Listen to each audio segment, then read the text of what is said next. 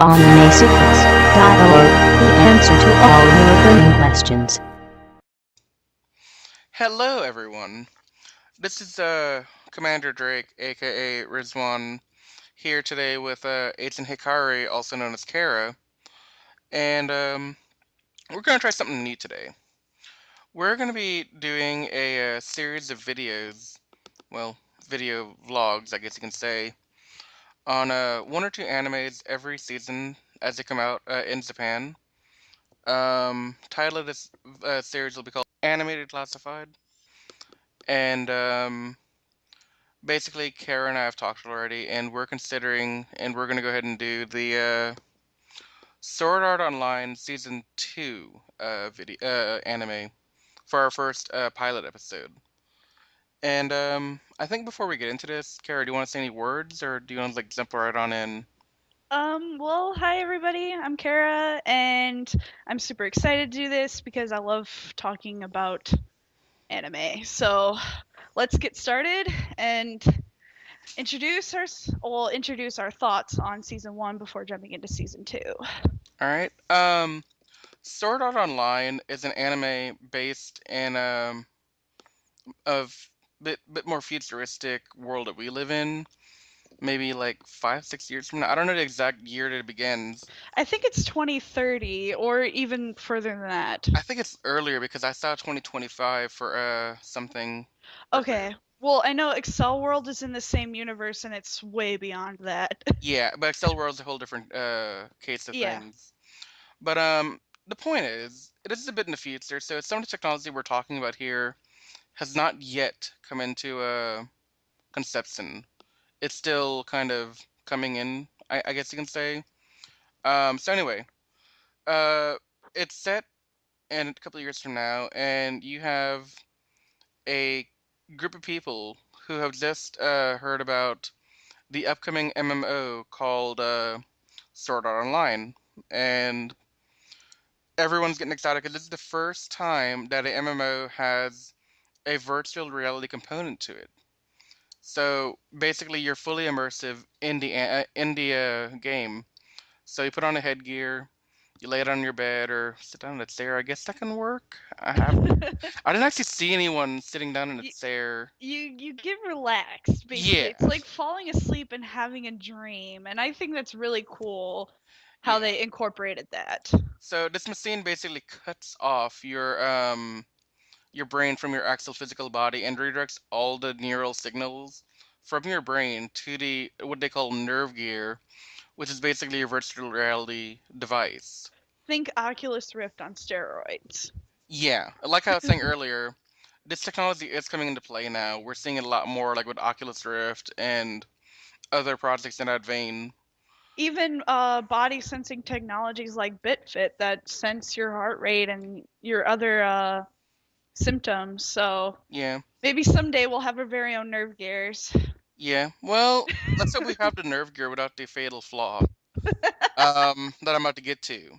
So the series opens with a character named Kirito, who is logged into the world of Sword Art Online on opening day. Kirito is one of the, I want to say it was 1,000 people, or that had a open beta invitation before the launch date. So he kind of knew what he was getting himself into, game-wise, mechanics, and all that. So he comes in, trains like a dude named Klein, and while they're training and teaching him the ropes, they both get teleported to the town square of the primary city, and big hooded figure dude appears as like a huge projection, like a holograph. It's kind of creepy actually, and he basically tells them, "Hey, there is no logout button for this game."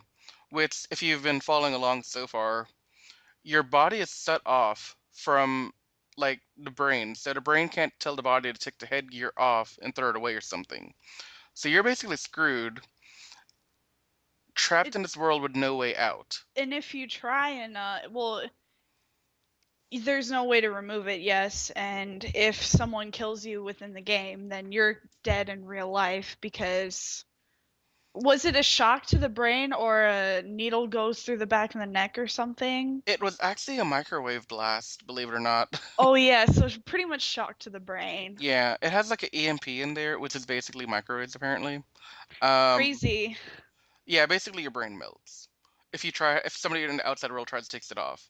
So in any And case, the, Kirito, you sorry, can do, you got this. Kirito has to survive in this world, and he meets many people named Asuna and many girls. He's quite the debonair Fred Astaire. He Hey, meets he has very. Klein He and has his bald dude. I think boyfriend, his name was Adzel or something. bald dude. Wow, we're doing so well recalling the first No, season. his name is Adzel. I start calling him bald black dude because it's just he's the only black dude in the anime that I remember. So so he goes on a lot of adventures trying to scale this tower that if you reach the 100th level, apparently all everyone will be set free. So they're trying to scale this tower and it gets harder and harder. The stakes are higher and higher. Did we mention a big caveat with the if your HP goes lower, what happens yet?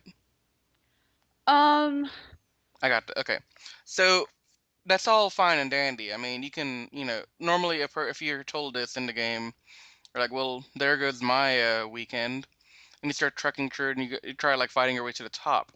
However, there's an added caveat here where when your HP health points hit zero, the nerve gear back home will use that little fried EMP thing we talked about and fry your brains anyway. So when you die in game, you die IRL. that would suck. Let that sink in for a minute. The guy who did this was first of all the most sadistic and evil human being to ever walk the world in that universe, but he's also freaking brilliant. He was trying to create his own world that he can play God in because the other world rejected him. Yeah, that's what happens when you no, I'm not gonna go there.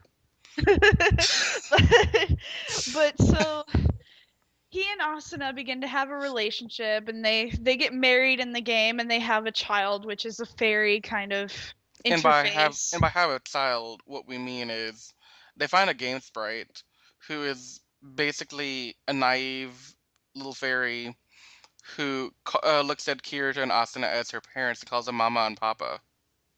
Yes. So And so no hanky panky going on.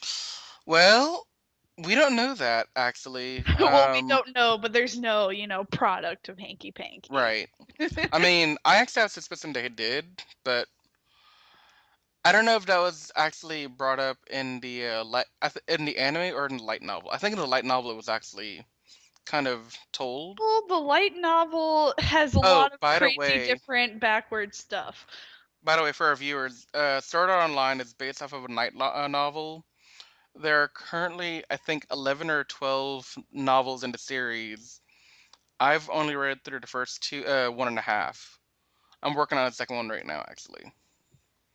Okay. So, I haven't read any of them, but I have come to the understanding that the anime is now canon. The light novels are a separate entity with yeah, more depth if you want to go there, and some other kind of fan servicey stuff that wouldn't be expected in mainstream anime outside of ecchi. So right.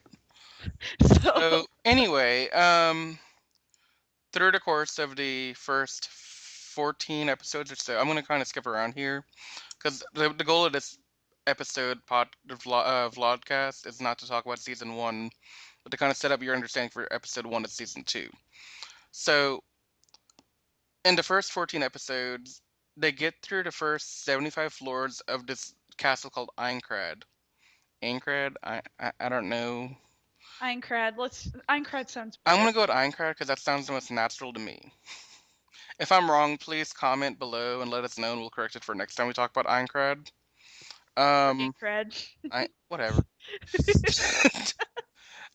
Anyway, so Kirito and Asuna go through a lot of different things, and they end up on the 75th floor, and they find out that the guy who kind of put them in this position, the jackass who kind of screwed them, is actually taking a residence in the game as the leader of the most powerful guild in the game.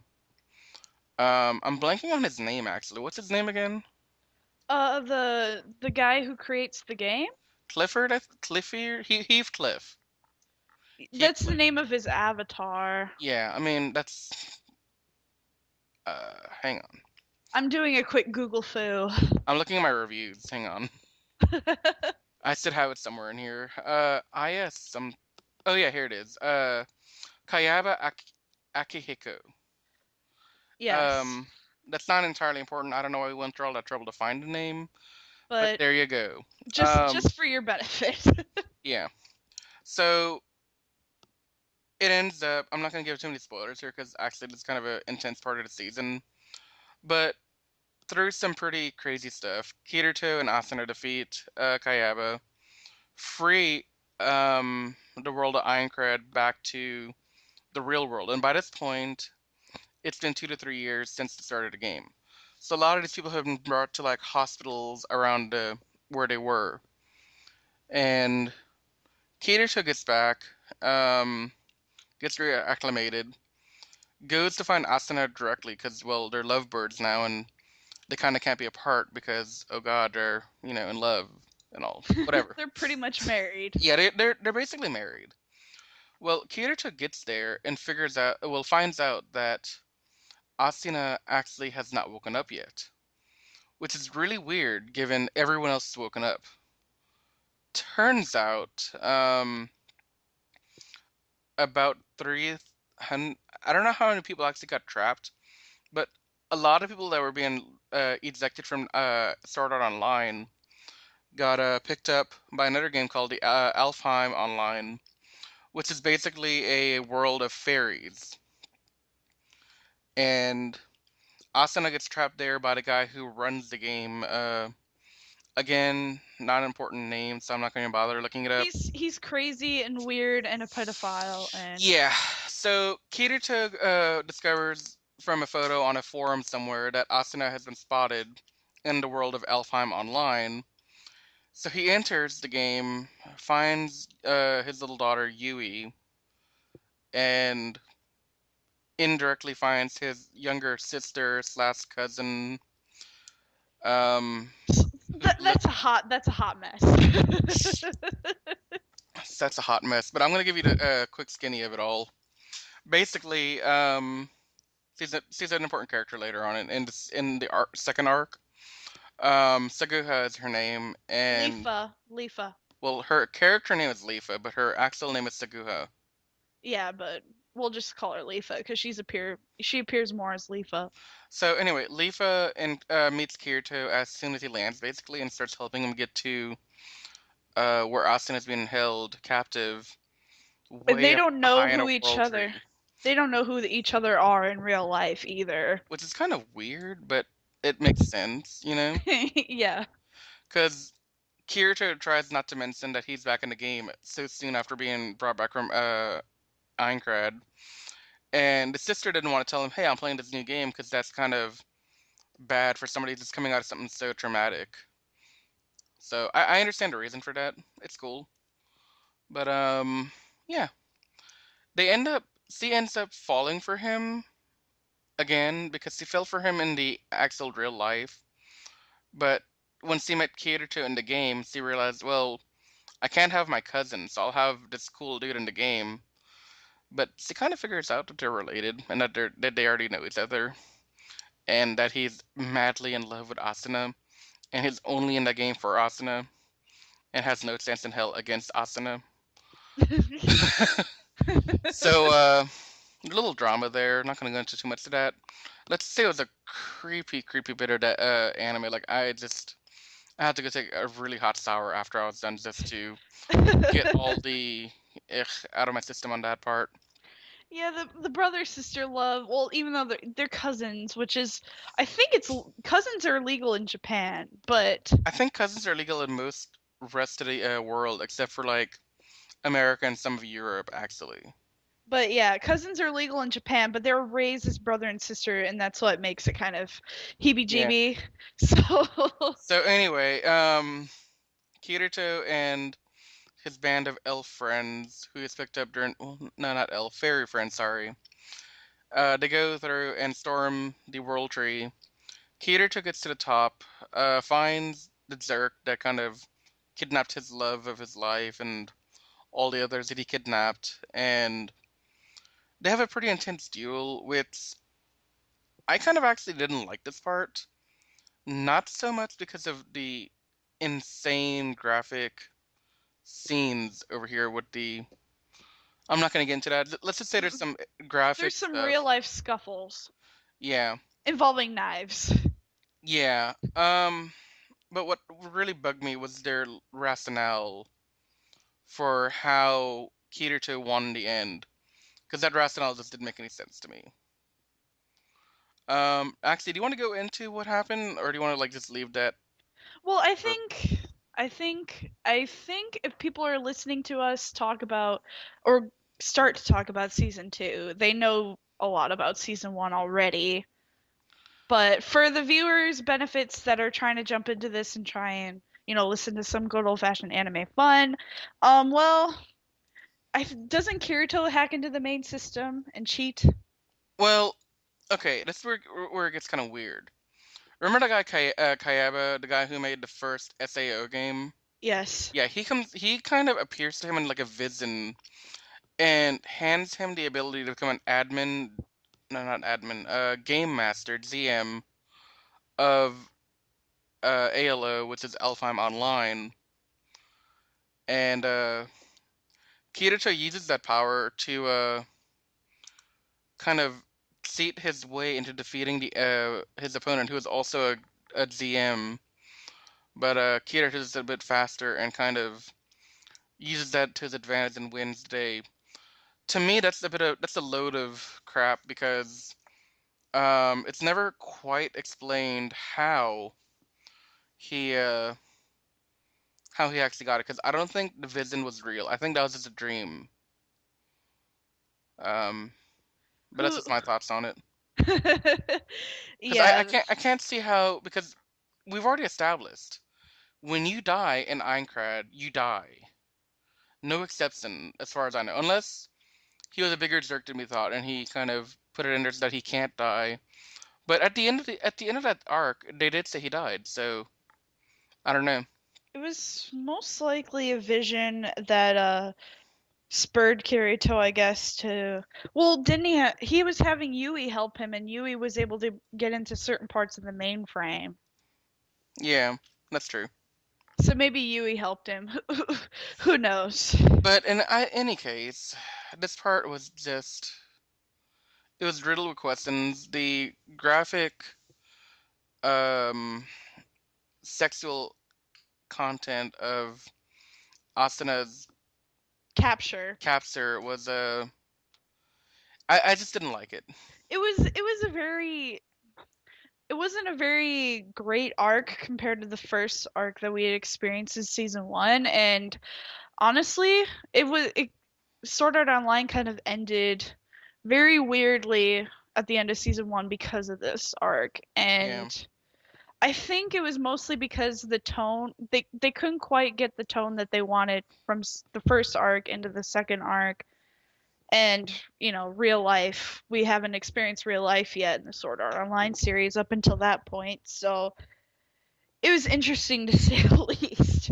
yeah, it was definitely. I walked away from season one kind of with a bad taste in my mouth because of the finale, but also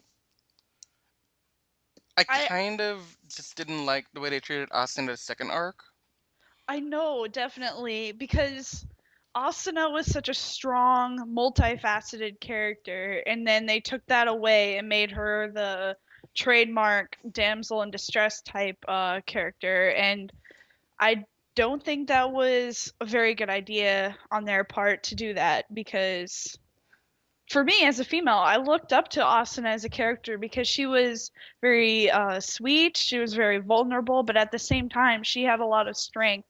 She knew her way around the battlefield, and she was Kirito's equal.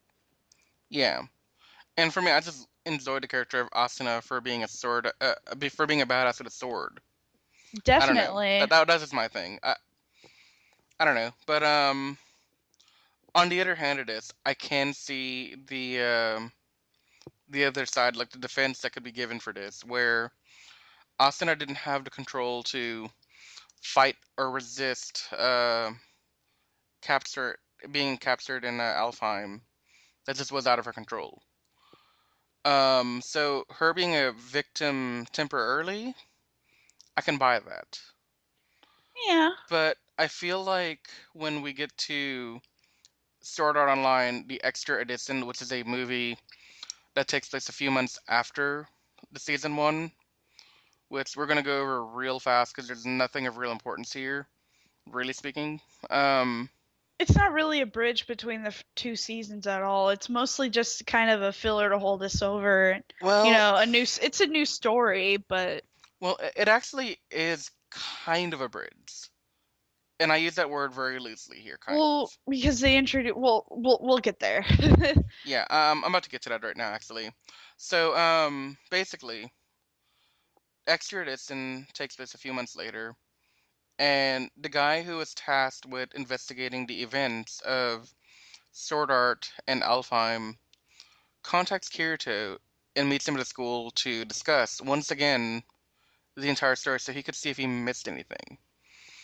At the same time, um, Asuna and the other two girls who were in Aincrad with Kirito are all getting together to help Leafa learn how to swim so that everyone that Kirito ever knew, like Agile, Klein, Leafa, Asuna, Silica, and Lisbeth. I think that's all their names, right? Did I miss anyone? Yes. I don't think you really missed anyone. So that they can all get together and go on a quest in Alfheim, which is now their home virtual reality multiplayer game. Because at the end of the season one, they kind of put the Aincrad castle floating above the fairy world, so they can go visit it within that world. Which is kind of weird, but it's kind of cool at the same time. But anyway, so they're kind of just training because Yui, their daughter, if you remember from earlier, the fairy little girl thing. Which, by the way, when I say little, I mean like a pixie. She fits in Kirito's pocket. Yeah. Um, just a random fact. She wants to see a whale. Why she wants to see a whale? Beyond me. I mean, she's never seen one, so I guess that's kind of a big deal to go see a whale. But whatever. It's basically an excuse to get all the girls into the swimsuit outfits, and go swimming and just have fan service. And at the same time, while they're doing the swimming lessons, Kirito's recapping. So most of this movie is a recap of season one, told from Kirito's point of view, and then to fill in the gaps, the girls are also at the swimming lessons talking about, all their experiences in the world to kind of bring it all together. And the reason I consider this kind of significant is we see the investigator a bit more than we did in season one. I don't think we really saw him aside from maybe one or two appearances in season one, if even. I don't really remember if he was even there. I questioned that quite a bit, actually. There were some real life moments in season one where they were talking about where they're showing news reports about them being trapped and them trying to investigate it. But did they actually have that character that we're talking about now? No, they introduced him in the movie. Okay. So the point of this movie is basically to introduce the character. If you really want to go and look at it that way. That's the biggest reason I'm talking about it this a little bit, is because season two opens with him. Now, they see the whale in the end. I mean, it's a good recap movie. If you don't want to spend the time and watch all of season one, it's a good way to recap what happens. It's on Crunchyroll, It's on, so yeah, all this is on Crunchyroll, by the way. if you have a subscription, go check it out, watch it. It's the first season's also on Netflix, and I think you have the option to toggle between Japanese and English. Oh, So did not know that. But then I don't watch anime on Netflix very often. I don't really either, but We should do a video on that later. Anyway, so now that we've kind of caught y'all up on our impressions and kind of the story of Sword Art, let's jump into episode one. And once you complete episode one, we'll end the thing. And next week, we'll release another video with us talking about episode two, and so on and so forth. Okay, We may so actually speed up and release a bunch of these at the same time, given currently Crunchyroll has episode six out, and we're only just doing episode one right now. Just to catch up and get everyone up to speed, we may kind of speed it up a bit. okay, so I think to start off, we should probably, since season 2 is a little underway, but not quite, at finished, we should say what we hope to see in season 2 and what we hope doesn't happen with certain characters that All right, happened to other characters in the first season. So, well, I'll let you start this off. okay, so I hope that there is a lot more I hope that there's a lot more consistency and tone and the character relationships, and I hope that the characters grow and become better than what they were at the beginning of the season, especially the new character Sinon. I really hope that she becomes more than what she is right now and overcomes what she wants to overcome. So that's what I hope happens in season 2. Maybe we'll get it. But to you? Okay, so for me, like I said before, season one left a really weird taste in my mouth. Arc one is perfect. I loved Arc one to death. If it was just Arc one alone, my review that I posted to the website would be a 10 out of 10. No question in my mind on that.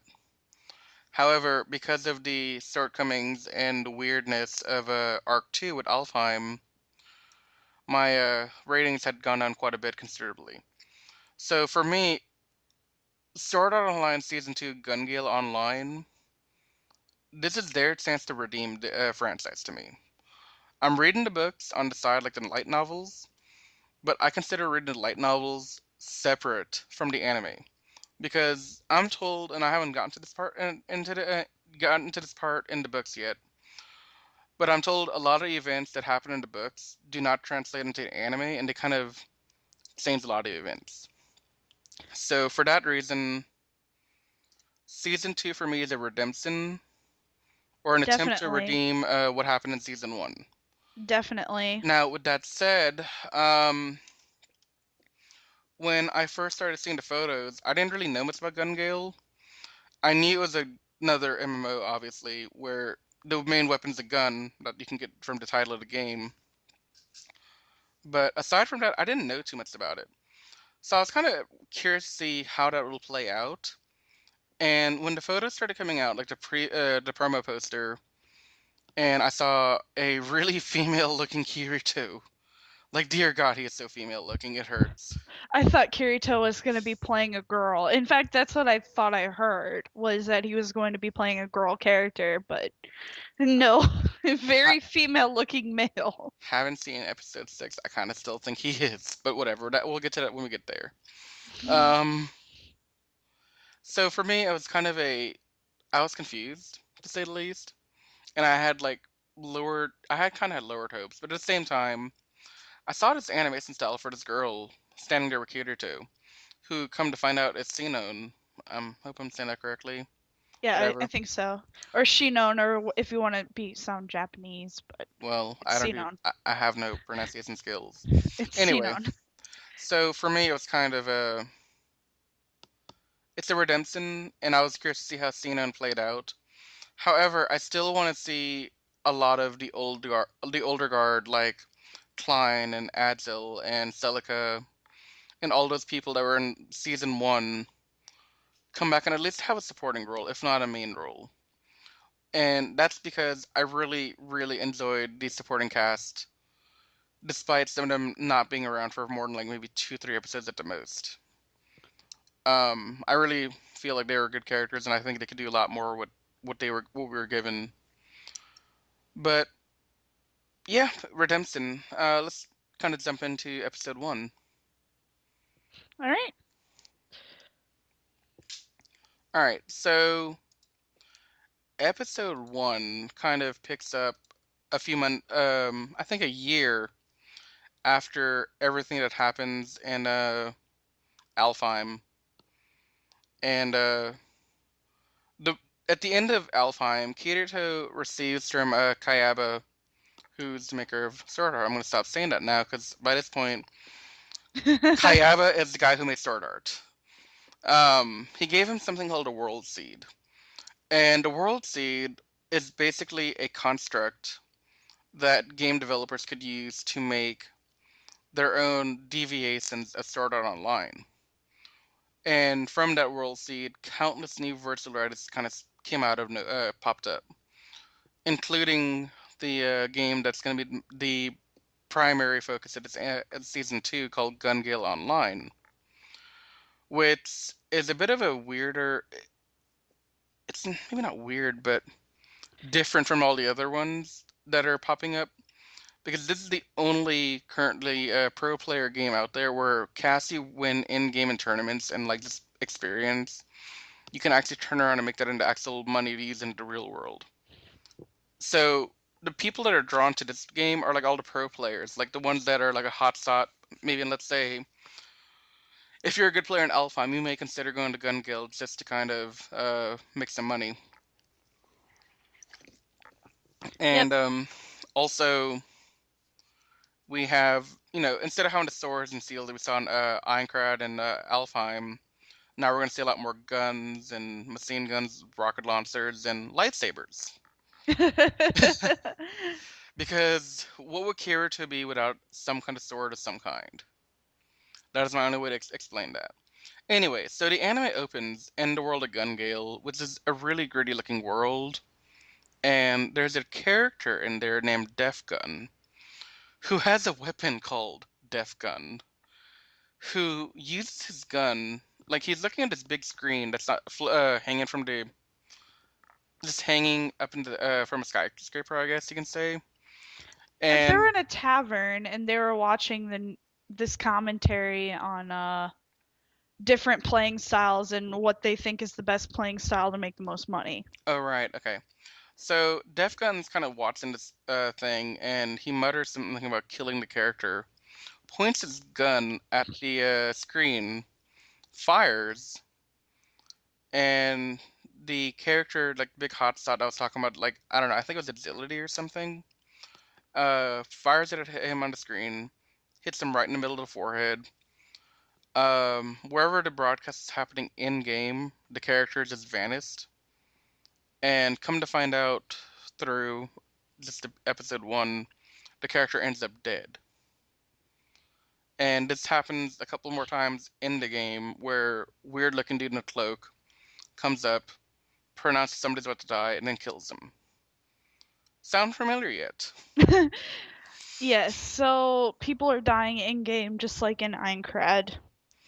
So the investigator from the extra episode movie, he contacts Kirito and tells him, "Hey, look, we got problems. Can you come investigate in the game and figure out who the hell Def Gun is and how he's killing? Because I'm trying to prove to my boss that he's not actually killing them via the game, because that would just be kind of weird." And Kirito, after a lot of hesitation, decides, "Okay, let's do this." Um, let's see. On the side, it's been a year since we last saw Kirito.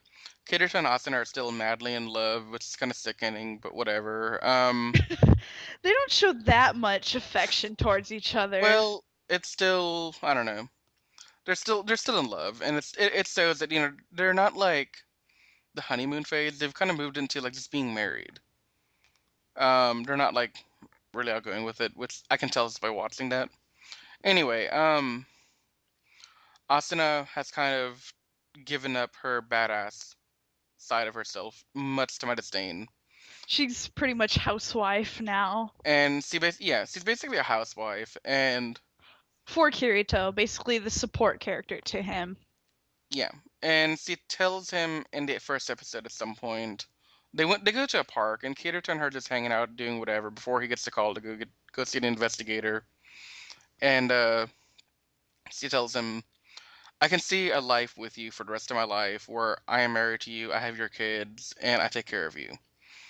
And that just is a complete, complete 180-degree turn from what she was last season, prior to Alfheim. I blame Alfheim for everything wrong with this anime right now. Blame Alfheim. I, I, Blame I Alfheim. will. Alfheim's the reason for a lot of these problems. She would be telling Kirito in his dreams. Yeah. Um. She pretty much said so. Yeah. Yeah. Um. I So think at the end of this episode we get a glimpse at Sinon, right? Or is that an episode two we get her? you get a glimpse of her. I don't think you really see her in season 1. She gets I mean, introduced. I I mean, mean, not episode season one. 1, episode 1. She gets introduced in episode 2, I believe. It's more focused on Kirito, um, transitioning from Alfheim to Gungale and telling Asuna about it and the introduction of Death Gun. Yeah. So, So it's an introductory episode. Not much. I mean, stuff happens, but it's not anything, amazing like in the some of the battle sequences in season 1. So yeah. it's basically just talking.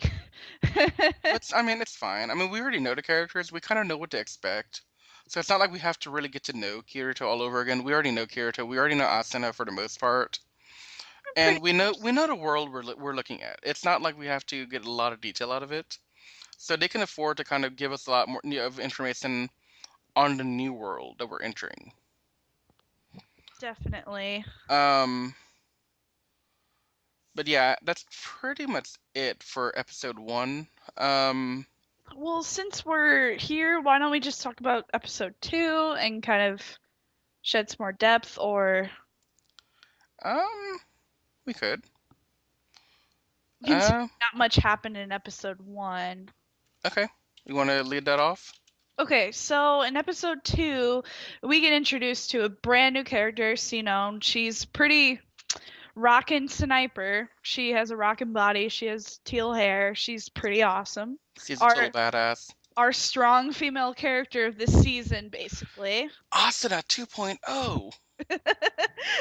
Asuna 2.5, basically. Like, she's everything that we liked about Asuna, Except probably with blue and hair. more, except for with blue hair. And she is basically a high profile character in Gungale Online, and it kind of introduces her kind of thinking, her tactics, her the way that she moves, basically it shows how powerful she is, the prowess that she has in Gongale Online, and the kind of person she is in the game. And I really enjoyed her battle sequence against the guy with the minigun. That's probably on my top 10 list of best battle sequences in anime right now. The way she handled her sniper in that sniper rifle in midair, it starts with a G, or no, it starts with an H. Hecate. The Heket. She, I would never have expected that from a sniper at all. Like Yeah. when I saw Yoko and Gurren Lagann, like jumping around and setting herself up and laying down on the ground and using her sniper rifle, I thought that was it. But the way that she pretty much turned around, jumped from a building, lost a leg, was pretty much half paralyzed, and she shot this guy right in the head point blank. It was amazing. That girl is a boss. So yes, Um, I give Sinon an A plus. yeah, definitely. Sinon is totally amazing. I love her. I was really impressed with her character in this episode. Just she's really quiet, her in demeanor. She wants to get the job done, and she gets it done. She's she seems like she had a lot to prove in this episode as the sniper, because obviously whenever you have like all these heavy gun guys toting their guns around, they're pretty badass looking. They're kind of they're out to tell people, hey, we're awesome. We're gonna kick some ass and take names and do a thing. you It know. takes quite a lot of skill to lay in wait and patiently wait for the right moment to pull the trigger. And Yeah. you have to breathe too. You have to be completely calm. Speaking as somebody who plays first-person shooters on occasion, like Halo, Left 4 Dead, all that good stuff, it's really easy to get good as a machine gun fighter or as a rocket propelled system or whatever. But to be a sniper in a video game is the hardest thing for me anyway. I don't know how it is for y'all out there, but sniping is not easy. She does it so really so well. not only does she do it well, but she does it with style. So Hot babe.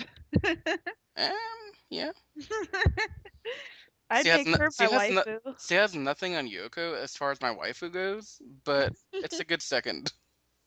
She and Yoko. Oh man, that would be an interesting battle. Very, Yeah, very quiet, tense battle. but yeah. The second So, episode is basically Sinon and her crew hijacking this trade route of people bringing this treasure to wherever they're going, and they ambush them, fight them, realize that they have this heavy gun dude with the mini machine minigun. gun, yeah, minigun, and they have to scramble to kind of accommodate for that guy, and pretty much her entire crew gets knocked out by the minigun dude. And Sinon's like, that ain't gonna happen to me. And see you like a boss kills him. And So, yeah, I'm just happy for one thing. Killing in the future games like Alfheim and Gun doesn't mean real death. Cause even now, I still kind of cringe when I see a character in this anime die, just because of the Aincrad saga. PTSD. Yeah, I probably have it. But it's I love how tense they make it, and the animation on Sinon as she moves is just absolutely amazing. Yeah, It's perfect. All the details, everything is awesome. And I know a lot of you gamers out there have been drawing comparisons between Gungale and a new shooter coming out by Bungie called Destiny. I know my husband has talked about it many times. Oh, Gungale Online, the designs for the menus and such in the anime look just like Destiny's, and I've seen a lot of people mention it too. So, I think it's pretty cool that anime and video games can draw inspiration from each other now. yeah. I don't know how true that is that Sword Art Season 2 and Destiny actually inspired each other, but they're They pretty similar from definitely what I've seen. they're very similar. And Yeah, especially the MMO aspect of Destiny, not really MMO, but it's more of a community than say Call of Duty or Halo, and you have a specific character and item drops and such, but it's FPS. yeah, Considering Destiny and Gungale Online are very similar in themes and item drops and such, I they may know each other, they may not, but it's still really cool that there are similarities between the two. anyway, to kind of wrap this up, because yeah, episode 2 ends with Xenon defeating Minigun Dude, and Kirito is in Alfheim with Asuna and the rest of the people, and Kirito is about to tell Asuna what's about to happen with Gungale, and the episode ends on this kind of cliffhanger where you don't know how Asuna's gonna take it, or if she even care, like if she'll even like react at all. But it was Yeah, so we get introduced to Kirito. Well, not introduced to Kirito, but watching him say goodbye to Alfheim, basically. And you yeah, get introduced to a badass female character who's pretty rockin', and her video game side. So, next episode, we will be talking about Sinon's real life side and yeah. and everything else that pertains to Well, we're What's basically happening? going to go more into Xeno next episode, like her real life. We're going to talk about Kirita's entry to Gun Gale and kind of what's been going on there. Eh, Um, since it's our first thing like this that we've ever done with Anime Secrets, if you have listened this far, first of all, thank you. Um, I've done these kind of things before, like vlogs, but my with some friends at another YouTube channel. But I've never done one over here, so thanks and for listening in. And if you have any comments or if you want to ask us to kind of go over anything next episode we do, by all means, comment below on the YouTube channel or on the website. And remember, if you like what we do, subscribe to us, like, comment, tell your friends about us, and and we promise it won't be as long-winded next time. It's just that there's a lot of background info to get through too. yeah, we will probably only do one episode per episode from now on. That's kind of meta, but whatever. We'll try and keep you guys up to speed one episode at a time. Yeah, we kind of just gave you a whammy, but eh, comment below. Let us know if you think we should be more brief or we should be more detailed or whatever. Let us know what you think. Yeah. Anyway, we are Animated Classified, and we are signing out. Good night, See ya. people. Peace. Hey, you! Don't forget to subscribe to our YouTube channel for more videos. You can also check out Anime Secrets on Twitter, Tumblr, and Facebook. Do you want more than that? I know you do. Then go to our website where you can see daily updates and articles and exclusive interviews.